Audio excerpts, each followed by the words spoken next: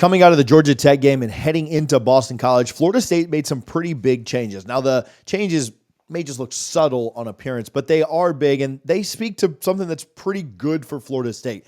And I don't think the changes, the subtle, slight, big, whatever you want to call them, I don't think the changes that you've seen or we'll talk about today are the only changes that are going to happen. I've actually heard some whispers. It's very early in the season. We're not going to dive super deep into this, but stick around because I've heard some whispers about some much bigger changes that are expected later in the year. But let's jump right into it. Florida State fans obviously upset with how Georgia Tech went. We've spent hours on that at this point. We won't continue to dive into what went wrong there. I think we've diagnosed that well enough, and it's something that we need to, at this point, move on from, right? It's Thursday morning. We'll do our preview show tonight, so come back at 7 p.m. and hang out with us. But Florida State's depth chart came out this week. Norvell came out and spoke this week. Adam Fuller came out and spoke this week. We heard from the coaches. We've seen adjustments, and we want to talk about them. I think first of all, it's good that Florida State's coaches, and I'll be complimentary, and I'll also call out some questions here. I think it's good that Florida State staff and coaches pretty immediately recognized some issues and have started to change them, both offensively and defensively. I know some big glaring ones stand out defensively, but I think offensively you've seen some changes too, and that's going to be a pro or a plus for Florida State. I will say, I think it's, not trying to be super negative here. This is a more positive video than we've done a lot of this week, but I do think that it's a little bit concerning that some of these changes weren't already done, right? Like some of these things weren't figured out in fall camp. You had to kind of go and lose a tough game, get embarrassed against Georgia Tech to figure some of these things out. And, any one of these singular changes that were made, maybe they don't make the difference in the game, but maybe all three of them or all four of them that we'll talk about today, maybe that would have made a difference in the game. And so that's frustrating a little bit. I understand, not being super thrilled with that, but at the end of the day, you want to win every game, but you also want a coaching staff that adjusts and adjusts quickly, right? Hey, here's an issue. We fixed it, right? You're not going to win every game. Obviously, we would have been happier with a win, but if you don't lose that game, do you make the same adjustments? Are you so drastic in the changes that you make just 9 days later against Boston College? Maybe not, right? Maybe you say, oh, well, we got away with it against Georgia Tech, and so we'll keep rolling with it and hope that guys develop it. So silver lining, right? Like that's definitely a glass half full type scenario, but I do think that there's some merit in the way that adjustments are happening. A big one is the linebacker position. It looks like Omar Graham no longer starting. Blake Nicholson up in that role. You know about DJ Lundy. You obviously know very much about Cam Riley. I'd like to see Juice Cryer more. Adam Fuller was asked about that, and Juice played, I think, 13 snaps on special teams. Didn't see any play at linebacker, if I remember correctly. And I didn't notice him on the rewatch either when I looked at it, but I'd like to see a little bit more out of Juice Cryer. I think a guy that's pretty capable for you. I don't, Fuller said that they kind of got caught up in the game and his excuse didn't really make a lot of sense to me. Getting caught up in the game and not playing players that could make an impact is kind of a weird thing to say, but again, willing to give grace, willing to move on from it. I'm not trying to, harp on that, but I'd like to see a little more out of Cryer. He's not listed as a starter. I don't necessarily think he's a starter, but I think he's probably a better rotational option than Graham is at this point. I think Graham, probably a great kid. I'm sure he's had a rough week with everybody disparaging him, but man, it just didn't look like he had it. Just didn't look like he was really even close on Saturday against Georgia Tech.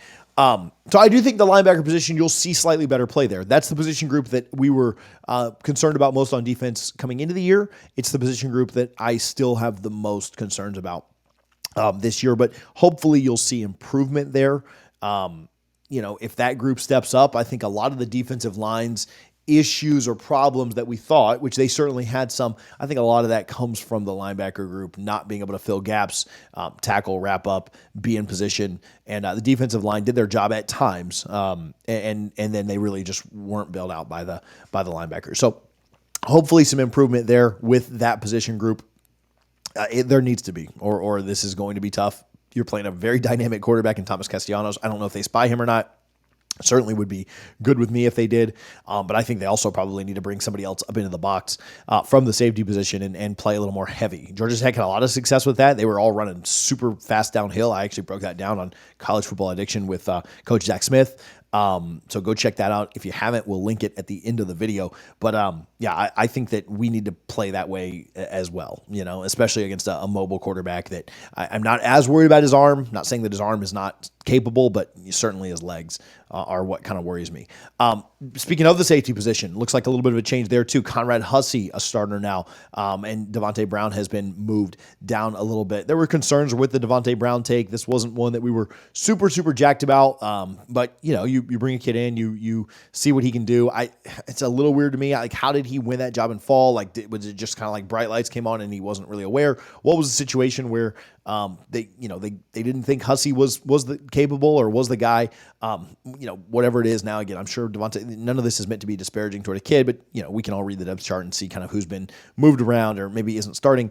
I think Conrad Hussey here is the right play. Now, could there be plays where he gets beat deep? Could there be plays where he has young kid mistakes? Absolutely. I still think you go with the better athlete. I think Hussey will be a better tackler. I think he'll be in position a little bit more. And I think that, again, if you're going to bring somebody down into the box, Shyheim Brown does that very athletically. He does a good job of that. But I think Hussey's an option for you to do that as well. Third, I think it was really good to see the offensive line tightened up some. I want to talk about that and what maybe we should have done in just a moment, but I do want to give some love to our friends over at Rapid SEO Host. Now, listen, I've told you about them for a couple of weeks now. If you have a WordPress website or you know somebody who has a WordPress website, you should have them or you should be hosting with Rapid SEO Host. They have lightning fast web hosting. It's going to help you stand out from the competition and climb those Google rankings. Do you need a website update? Do you need online marketing? They do all of that as well. If you have a marketing agency, maybe you develop websites yourself. You can sign up for their affiliate program and get paid to host your clients' websites with them. They have over 20 years of experience in WordPress development, marketing, and hosting, and they have the ability to help you maximize your online footprint and get your max ROI. You can sign up right now with the link in my description to get 1 month for free. Appreciate Rapid SEO Host for their support. Again, they're noles just like you and I are, so go check them out today. All right. So this offensive line issue, this rotating, we talked about this. I won't belabor the point, but it was good to see less guys listed as the starter potentially and having like 8 or 9 guys that you could be potentially playing on that offensive line. I think that's down to 6 now. If you look at the depth chart, really just one position kind of battle at guard. And so I think that's helpful too. I don't love the rotating of the offensive line. I trust Coach Atkins to really get the best out of his guys. I don't necessarily know that he got the best out on Saturday, but we'll give him the break of saying that he wasn't there and give him a little slack. But I would like to see that offensive line rotation tightened up. I spoke with Zach Smith yesterday. We did a little bit of film breakdown, and you can get his full film breakdown on minutestosports.com. But I asked him, like, have you ever seen a situation where like offensive line was rotated like this, like play to play, like not even like series to series? And he's like, no, man, I've never seen a pro team. I've never seen, the good college teams don't do this. The bad college teams don't do this. Like, I don't really know if Florida State saw like, man, we got a bunch of guys that we're confident in, but they really just need to work a little more cohesively. And so the offensive line tightening up is probably, I think linebacker's big, safety's big. The offensive line tightening up is a big deal. And I think it's going to help just fluidity. I think it's going to help togetherness. That is the biggest position group, I think, when it comes to offensive line in playing 5 as 1 and understanding and really playing the guys that are the most capable. There were several times where we blocked things well and the pulling guard couldn't get there in time, or the communication wasn't right and 2 guys blocked the same guy. And that's tough. The communication is really tough when you're rotating as much as Florida State did. And so again, hopefully that's something that you put your 5 best out there and you roll. Now, if you have an injury, you have somebody win it, like that's one thing. But I think you need to put your 5 best out there and play. There were like 50-some snaps in this game. You didn't need to rotate offensive line like we did. Again, if you don't do that, I'm not saying the game is different, but man, better linebacker play, better safety play, better offensive line play, you're probably walking out of Georgia Tech's, neutral site home field with a win. Defensive end, Siona Loahela, he hasn't really moved anywhere on the depth chart. But I was hearing great things about him when I was up at ACC kickoff this year and spoke with some people close to the program and really liked what he did. But coaches raved on him as well. I'd expect him to get even more reps this week. I didn't think that 7 or 11 were extremely effective. Lolo Hea was certainly the probably your best defensive lineman. And so don't be surprised. I don't think he starts. I think, Jones Jr. and Pat Payton are still your starters. But don't be surprised if Lolo Hea has got just as many snaps, if not more than those guys. I think this is kind of his game to get after it. I think that he's going to emerge. And it wouldn't surprise me, honestly, at some point if he's, competing for that starting spot or ends up starting at some point. At the end of the day, you got to get out there and you got to make plays. And I don't know who that would be over, not projecting anybody to lose their job to him. But and if he keeps playing better, whether he starts or not, he's going to get a ton of reps, right? Like he's going to be playing an absolute ton. I think Fabo and Farmer were your starters last year, and then Braden Fisk was your best defensive tackle. So I don't think it really matters who gets that starting nod, but Lolo Hea may get, the bulk of the reps at one of those two edge positions. So, all right, we talked about this, and sorry to make you wait till the end of the video, but it had less to do with the depth chart and more just big picture. I think, again, it's a good thing that Mike or the staff or really whoever's implementing these changes, in after just 1 week is doing that. And I've heard whispers from two sources connected at varying degrees to the program that these won't be the only changes that will be made. And I know we've talked about this before, and I'm not saying that anybody's getting fired or losing their job or anything like that, but I think Mike's at the point now where he understands, like, hey, man, we're going to have to improve certain things here. And it would not surprise me at all. And what I've been told is, we'll get through the year, and then Mike will certainly evaluate where we're at from a staff perspective. I think that it got sold to us as like, hey, the continuity on this staff is like such a great thing, and it's good, and there are good things about that, and certainly like being able to preach like, hey, this staff is, the staff is the same, and the same staff we won 23 games with in the last 2 years, and we're going to continue to be really good. There is some benefit to that, there's no doubt, but elite staffs don't stay together forever, right? Like they go on and get new jobs, right? And that's something like the days of Mickey Andrews just being your DC for, a billion years are done, right? Like that's just not how college football works anymore. Even Brent Venables stayed at Clemson longer than I think anybody expected, and he went out and left. And so, yeah, eventually, if your staff is elite, people are going to come poach pieces off of it, and they're going to get not necessarily like I don't expect somebody to leave for a lateral position because Florida State's one of the best jobs you can get, right? But if somebody wants to, if you've got an elite coach at a certain position, they're going to come and a lower school is going to make him a coordinator, or the lower school is going to give him a more elevated role or an elevated title or an elevated pay raise or something like that. Like I don't expect guys to leave, to be a defensive ends coach at Florida State and go be a defensive ends coach at a similar at LSU or whatever. But I do think that if you're an elite coach, they're going to come poach you, right? And that's just how it works. Like that's how it worked for Bobby. That's how it worked for Saban. That's how it worked for Jimbo. That's how it works with Kirby. That's, look at Norvell's tree, like Lanning over here, Dilly over here, like guys end up going. And so maybe should have been a little bit of a red flag that not only did Mike not move on from anybody, but nobody wanted to poach much of this staff. Now, Pat Surtain, certainly, you heard about the Georgia stuff, and it sounded like Fuller was maybe a candidate for BC. I don't know. I think Atkins is a candidate to potentially go elsewhere, if not for the show cause with the NCAA stuff that was going on.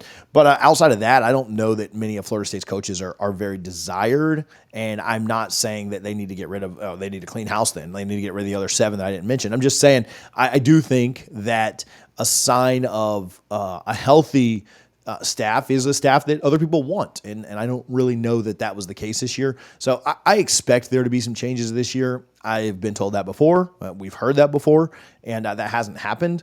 And there's a lot of time left, right? Play at certain positions could increase substantially and could get a lot better.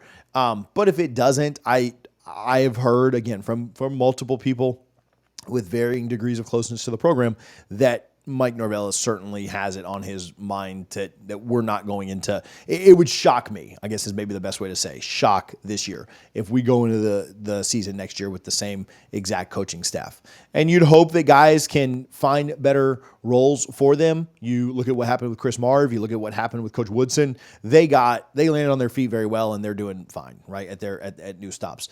You don't always have to just fire somebody. And I think Mike is very loyal, and I have no problem with that. I think loyalty is a big thing just in his mind and in who he is as a person.